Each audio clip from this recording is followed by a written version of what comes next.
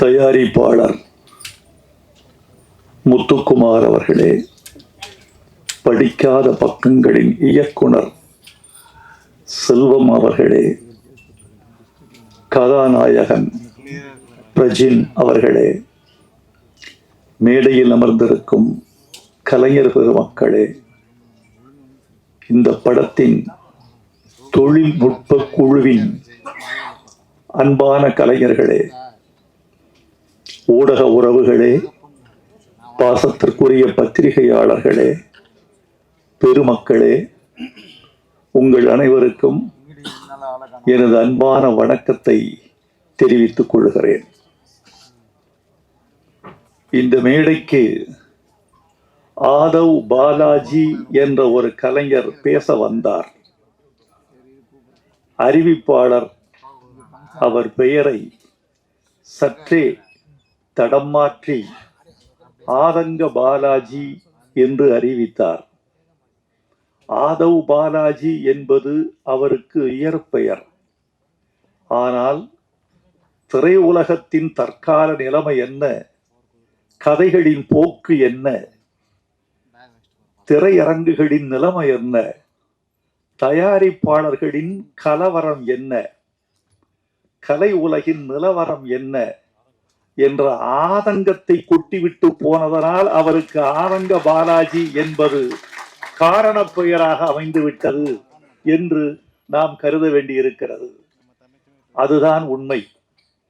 இந்த விழாவுக்கு நான் மகிழ்ச்சியோடு வந்திருக்கிறேன். காரணம் என்ன தெரியுமா தோழர்களே? வெற்றி பெற்ற பெருமக்களை வாழ்த்தச் செல்வது இயல்பு. நாம் சென்று வாழ்த்தாமலே அவர்கள் வெற்றி பெறுவார்கள். நம்முடைய வாழ்த்துறை ஒன்றும் அவர்களுக்கு தனியான கிரீடமாகி விடுவதில்லை. ஆனால் யாரை வாழ்த்த வேண்டும் என்றால் வளரக்கூடிய கலைஞர்களை வாழ்த்த வேண்டும், ஆதரவற்ற கலைஞர்களை வாழ்த்த வேண்டும், சாதிக்க துடிக்கிற கலைஞர்களை வாழ்த்த வேண்டும். பழையன கழிய புதியன புகுகிற போது புதிய முகங்களை, புதிய திறமைகளை, புதிய ஆற்றல்களை வரவேற்று வாழ்த்த வேண்டும். ஏனென்றால் எந்த புற்றில் எந்த பாம்போ என்று பார்ப்பவன் பழைய காலத்து மனிதன், எந்த பூவில் எந்த தேனோ என்று பார்ப்பவன் தான் புதிய காலத்து மனிதன். இந்த மலர்களில் எந்த பூவில் எந்த தேன் என்பதை யார் அறிவார்? அதனால் இந்த கலைஞர்களை நான் வாழ்த்த வந்திருக்கிறேன். அந்த தம்பி இந்த ஆதங்கத்தை சொன்னார் அல்லவா, அது குறித்து நான் ஒரு சில செய்திகளை உங்களுக்கு சொல்ல வேண்டும் என்று ஆசைப்படுகிறேன். திரை உலகம் சிதைந்து போனதற்கு காரணம் பார்வையாளன் அல்ல, நடிகன் அல்ல, கதாசிரியன் அல்ல, தயாரிப்பாளன் அல்ல, திரையரங்க உரிமையாளர்கள் அல்ல. திரை உலகம் இன்று நிறம் மாறி போறதற்கும் தடம் மாறி போறதற்கும், ஒரு படம் வெளியாகிற அன்று முன்வரிசையில் மொத்தம் 12 பேர்கள் மட்டும் அமர்ந்திருப்பதற்கும், பல திரையரங்குகள் வெளியான முதல் நாள் வெளியே யாருக்கும் தெரியாமல் ஓர் ஆளை நியமிக்கிறார்கள். அந்த பதிவு சீட்டு கொடுக்கிற நபர் தன்னை மறைத்து கொண்டிருக்கிறார். வெளியே இருந்து செய்தி வர வேண்டும். என்ன செய்தி என்றால், வெளியே வரிசையில் குறைந்தபட்சம் 15 பேர்கள் இருக்கிறார்களா, இருந்தால் இந்த சீட்டு கொடு, இல்லை என்றால் இந்த காட்சியை ரத்து செய்துவிடு என்று ஒரு தீர்மானம் அவர்களுக்குள் இருக்கிறது. 15 பேர் வந்தால் என்ன நடக்கும் என்றால், மின்சார கட்டணத்திற்கு அது கட்டுப்படியாகும். 15 பேர் இல்லை என்றால் மின்சார கட்டணத்தின் நஷ்டத்தில் அந்த திரையரங்கம் ஓடத் தொடங்கும். அந்த கட்டணத்தை தவிர்ப்பதற்காகத்தான் பதிவு சீட்டு கொடுப்பதற்கே, அவர்கள் அனுமதி சீட்டு கொடுப்பதற்கே தயங்குகிறார்கள். இதற்கு காரணம் யார்? படம் பார்க்க ஓரளவு நல்ல படம் என்று கருதத்தக்க படத்தை கூட பார்ப்பதற்கு ஆட்கள் வராமல் தவிர்த்து போவதற்கு, அல்லது அவர்கள் தயங்குவதற்கு என்ன காரணம் என்று பார்த்தால், இது ஒரு மோசமான யுகத்தில் தமிழ் சினிமா கலை இருக்கிறது. அந்த இடம் தொழில்நுட்ப காலம். இந்த தொழில்நுட்பம் என்பது மனிதர்களை, ரசிகர்களை துண்டாடிவிட்டது. கை தொலைபேசியில் ஒரு கூட்டம், கணிப்பொறியில் ஒரு கூட்டம், பிறகு ஹோம் தியேட்டரில் ஒரு கூட்டம், பிறகு திரையரங்கத்தில் ஒரு கூட்டம், ஓடிடியில் ஒரு கூட்டம்.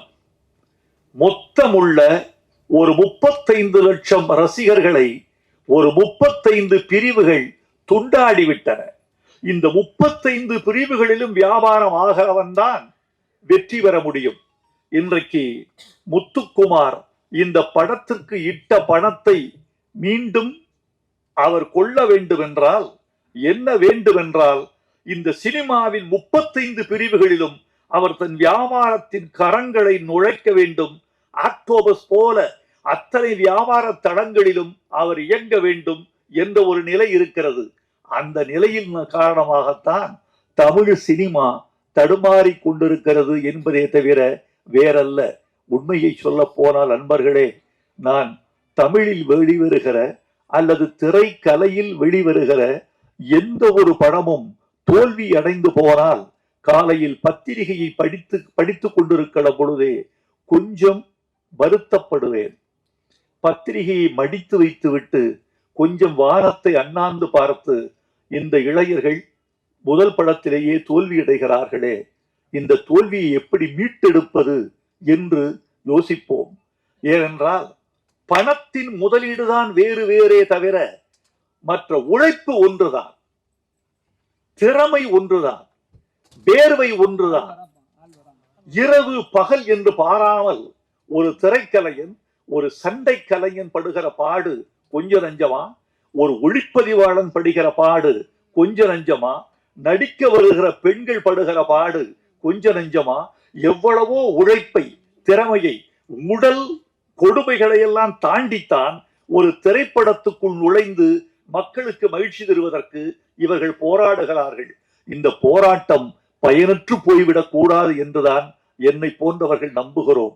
இந்த மாதிரி நிலையில் நான் பாட்டெழுதுகிற போதெல்லாம் சமூகத்துக்கு ஏதாவது ஒரு நீதி, ஏதாவது ஒரு நற்பணி, ஏதேனும் ஒரு சீர்திருத்தம், ஏதேனும் ஒரு பயன் கிட்டாதா என்ற ஆதங்கத்தோடு நான் இயங்கிக் கொண்டிருக்கிறேன். இது திரை உலகில் எனது 44வது ஆண்டு. இந்த 44வது ஆண்டில் எனக்கு பிடித்த சில பாடல்களில் ஒரு பாடலாக படிக்காத பக்கங்களில் இந்த சரக்கு என்ற பாட்டை எழுதியிருக்கிறேன் என்றால் இதுதான் நான் இன்னும் இயங்குவதற்கான காரணம். முத்துக்குமார், உங்களுக்கு என் நன்றி. செல்வம், உங்களுக்கு என் நன்றி. நீங்கள் எனக்கு சுதந்திரம் கொடுத்தீர்கள். அந்த சுதந்திரத்தை இந்தியா அடைந்த சுதந்திரம் மாதிரி நான் தவறாக கையாளவில்லை. நான் அதை சரியாகவே கையாண்டிருக்கிறேன். அதனால்தான் நண்பர்களே, உங்களுக்கு நன்றி சொல்ல வந்திருக்கிறேன். எனக்கு முன்னால் நான் சாதாரணம் தோழர்களே. வைரமுத்து என்பவர் நீண்ட காலம் ஓடி வருகிறான் என்பதை தவிர என்னுடைய முன்னோடிகள் பட்டுக்கோட்டை கல்யாண சுந்தரம், மருதகாசி, கவியரசு கண்ணதாசன், உடுமலை நாராயண கவி, கவி KP காமாட்சி சுந்தரம், இன்னும் கூமா பாலசுப்பிரமணியம், ஆத்மநாபன், சொல்லிக்கொண்டே போகலாம். இத்தனை பெருமக்களும் தமிழ் பாடலின் வழியாக ஒரு கருத்தை சொல்ல துடித்திருக்கிறார்கள். அதுதான் நிற்கிறது. ஒரு படத்தின் பெயர் மறந்து விடுகிறது, படத்தின் நடிகன் மறந்து போகிறான், நடித்த நடிகைகள் மறக்கப்படுகிறார்கள், தயாரிப்பு நிறுவனம் தொலைந்து போகிறது, தயாரித்த நண்பர் மறக்கடிக்கப்பட்டு விடுகிறார். பாட்டு மட்டும் இருக்கிறது, பாட்டு மட்டும் இருக்கிறது.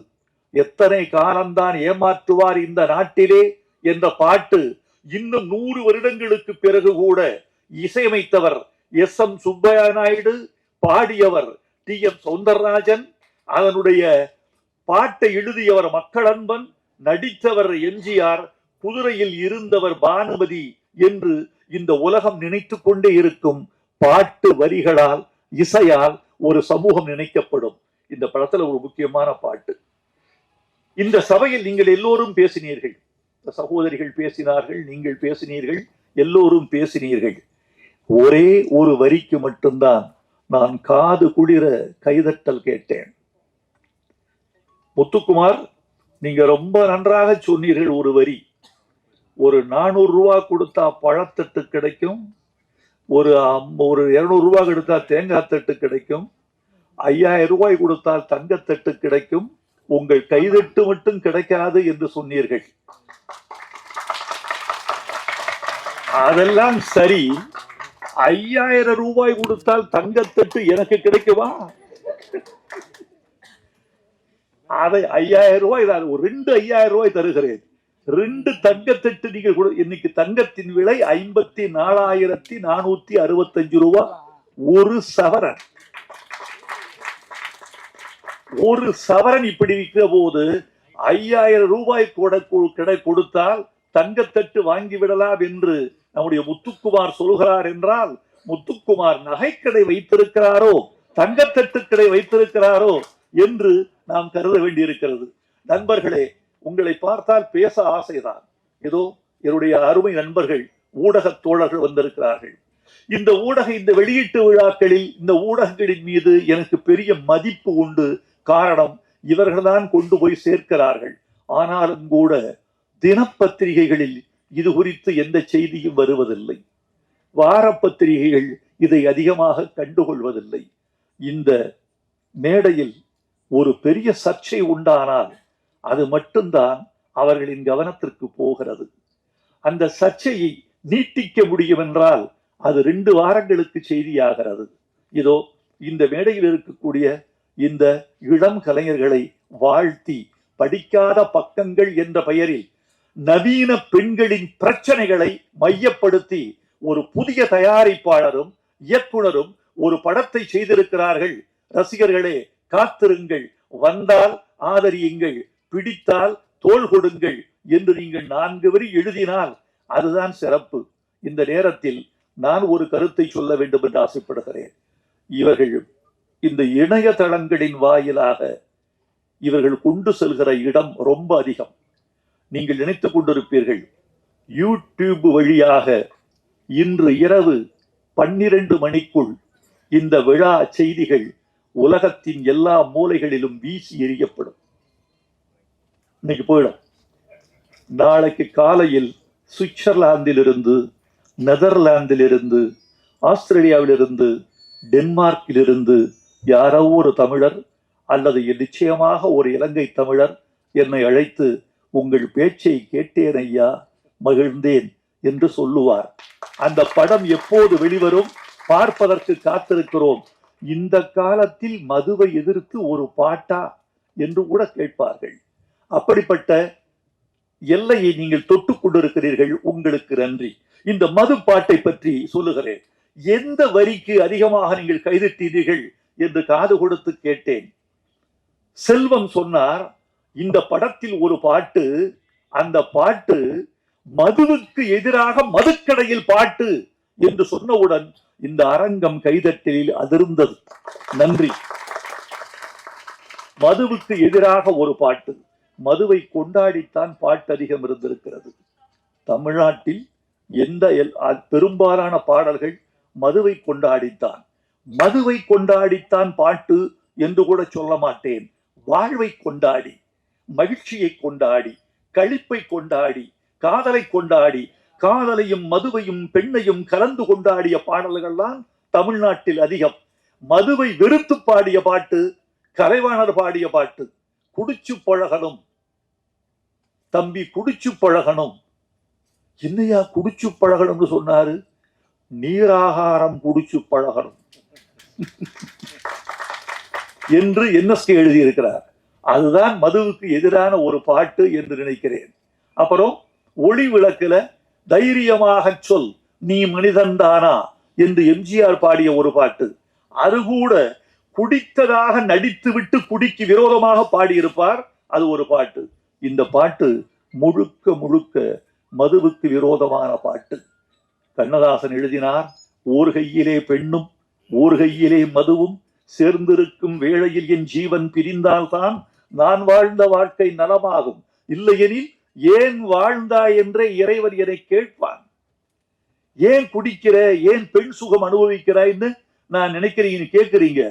இறைவன் என்ன கேட்பான், உன்னை ஊருக்கு அனுப்பிச்சு வச்சனே, போய் வெறுங்கையோடு திரும்பி வந்து விட்டாயே, மதுவையும் மாதுவையும் தொடாமல் வந்து விட்டாயே என்று அவர் ஒரு இலக்கியமாக, நயமாக, கொண்டாட்டமாக எழுதியிருப்பார்.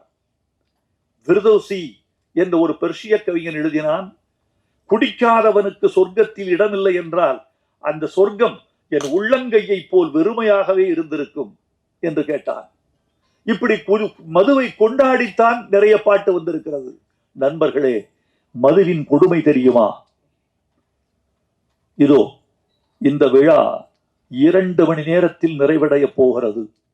ஒரு 1.5 மணி நேரம் ஆகிவிட்டது. இன்னும் ஒரு அரை மணி நேரம் ஆகும் களைவதற்கு. நான் பேசி விரைவில் முடித்து விடுவேன். உங்களை இருத்தி வைக்க மாட்டேன். ஆனால் இந்த விழா தொடங்கி இந்த விழா முடிகிற 2 மணி நேரத்தில் 32 மதுச்சாவுகள் முடிந்திருக்கும். 1 மணி நேரத்திற்கு 16 மதுச்சாவுகள் நடக்கின்றன. இந்த விழா நிறைந்து முடிகிற 2 மணி நேரத்தில் 32 மதுச்சாவுகள் முடிந்திருக்கும்.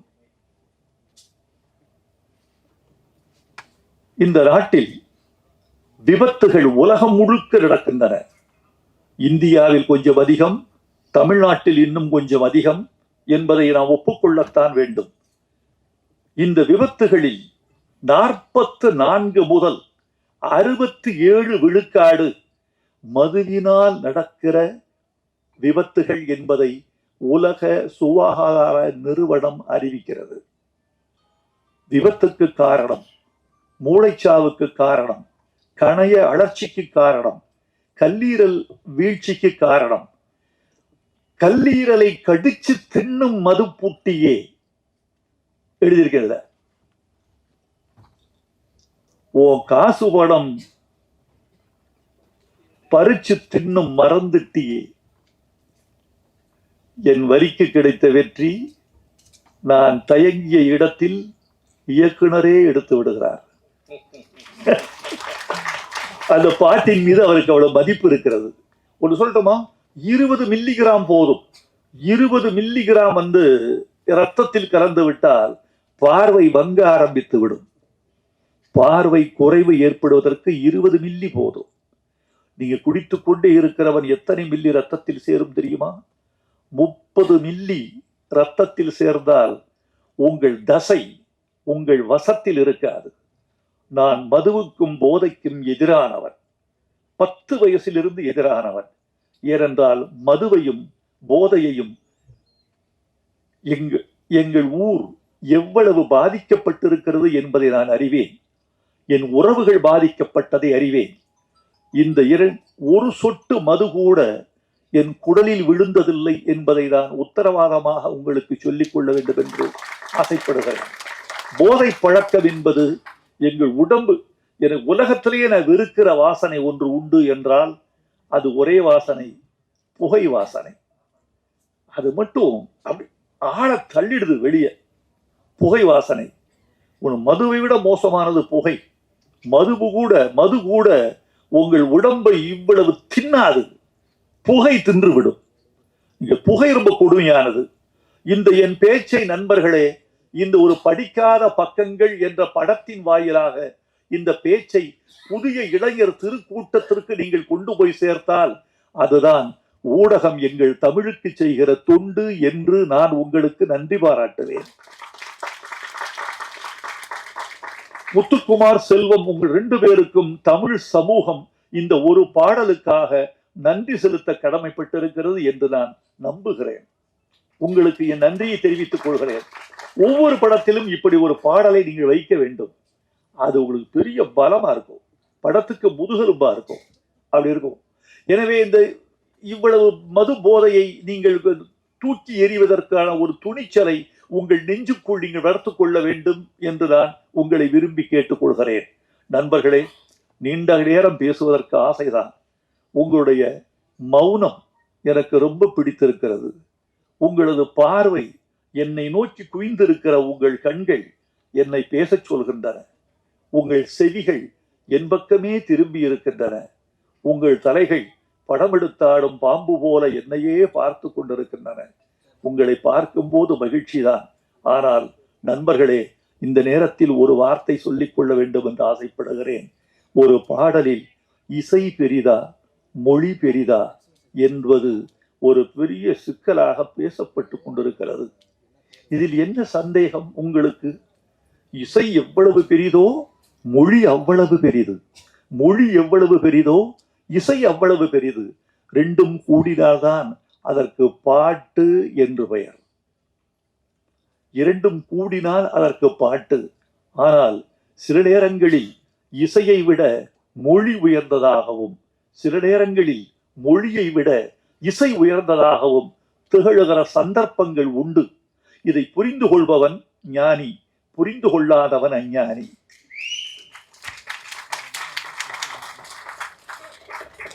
பாட்டுக்கு பெயர் வைப்பது யார்? ஒரு குழந்தை பிறந்தது. இவங்க பிறந்து ஒரு 20 நாட்கள்ல பெயர் வைத்தார்கள். ஆணுக்கு பெயர், பெண்ணுக்கு பெயர். ஏன் பெயர் வைக்கவில்லை என்றால் என்ன?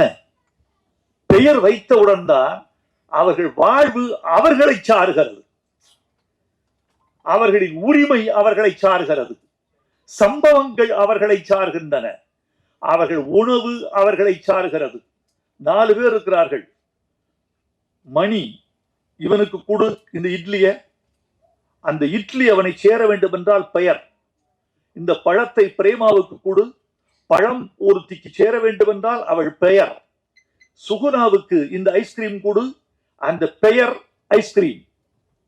இதோ லட்டு இந்த மோகனுக்கு கொடு என்று பெயர் சுட்ட உடனேதான் பொருள் உரிமை ஆகிறது.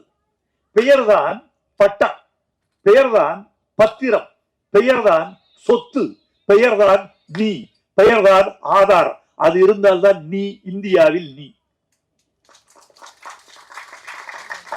பாட்டுக்கு பெயர் வைப்பது இசையா மொழியா? மலர்ந்தும் மலராத பாதி மலர் போல என்று பாட்டுக்கு பெயர் வைத்தது மொழி. சிட்டுக்குருவி முத்தம் கொடுத்து என்று பாட்டுக்கு பெயர் வைத்தது மொழி. மன்மத லீலையை வென்றார் உண்டோ என்று பல்லவியின் பெயரை சொன்னது மொழி. அதற்கு அழகு செய்தது இசை, அதற்கு அபிநயம் செய்தது இசை, அதற்கு சுகம் கொடுத்தது இசை, மறுக்க முடியாது. ஆனால் அந்த பாட்டுக்கு பெயர் சூட்டியது மொழி. அந்த பாட்டை அழைக்க வைத்தது மொழி. ஒரு பாடலை ஹம் பண்ணி யாராவது இந்த பாட்டை பாடுன்னு சொல்லுவாங்களா? இந்த பாடலை இத பாடுக சொல்லுவாங்களா யாராவது? சின்ன சின்ன ஆசை என்று பாடுகள் என்றுதான் சொல்லுவார்கள். எனவே பாட்டுக்கு பெயர் வைத்தது மொழி. அந்த மொழிக்குரிய மரியாதையை இசையும், இசைக்குரிய மரியாதையை மொழியும் பரஸ்பரம் வழங்குகிற போதுதான் கலை வெற்றி பெறும் என்று நான் உறுதியாக நம்புகிறேன். நண்பர்களே, இந்த படம் வெற்றி பெற வேண்டும், வெற்றி பெற செய்ய வேண்டும். இன்னொன்று, நிறைவாக ஒரு செய்தி. நம்முடைய கலையில் என்ன குறைபாடுகள் என்று கலை உலகம் கருதி முடிவெடுத்தால் ஒழிய கலை வெற்றி பெறுவது மக்கள் கையில் என்று நீங்கள் கருதி விடாதீர்கள். அது உங்கள் கையில். நல்ல பொருளாக இருந்தால் எத்தனை ஆண்டுகள் கழிந்த பிறகும் கூட, எத்தனை மண்ணுக்கடியில் கிடந்த பிறகும் கூட, எத்தனை காலங்கள் கடந்த பிறகும் கூட தங்கம் தங்கம்தான், வைரம் வைரம்தான், உயர்ந்த பொருள் உயர்ந்ததுதான். ஒரு 17 நூற்றாண்டுகள் திருக்குறளை தமிழ் சமூகத்தில் காண கிடைக்கவில்லை. 2ஆம் நூற்றாண்டு 3ஆம் நூற்றாண்டுக்கு பிறகு திருக்குறளை தமிழ் சமுதாயம் புழங்கவில்லை. பக்தி இயக்கம் வந்து விட்டது. தேவாரம் புழங்கியது, திருவாசகம் புழங்கியது, திரவிய பிரபந்தம் புழங்கியது, ஆழ்வார் பாடல் புழங்கியது, நாயன்மார் பாட்டு புழங்கியது, பதிகம் புழங்கியது, பாசுரம் புழங்கியது. திருக்குறள் புழங்கவே இல்லை. ஆனால் நல்ல பொருளாக இருந்தால் எந்த நூற்றாண்டிலும் அது தன் முகத்திரையை கிழித்துக் கொண்டு, ஒரு விதை தன் மேல் தோலை கிழித்துக் கொண்டு விருட்சமாவது போல் நல்ல பொருள் எத்தனை காலமாக இருந்தாலும் தன்னுடைய தடைகளை உடைத்துக் கொண்டு, திரைகளை கிழித்துக் கொண்டு வெளியே வந்தே தீரும். 19ஆம் நூற்றாண்டின் இறுதியில் திருக்குறள் நான் தானடா தமிழின் முகவரி என்று வெளிவந்தது. உங்கள் கலை நல்ல கலையாக இருந்தால், உங்கள் கதை நல்ல கதையாக இருந்தால், நிச்சயமாய் உங்கள் புகழ் வெற்றி பெறும், உங்கள் கலை வெற்றி பெறும். உங்கள் கலையும் கதையும் வெற்றி பெற்றால் நீங்கள் பொருளாதார மேன்மை பெறுவீர்கள். படிக்காத பக்கங்கள் வெற்றி பெறும். படிக்காத மேதை வெற்றி பெற்றது, படிக்காதவன் வெற்றி பெற்றது.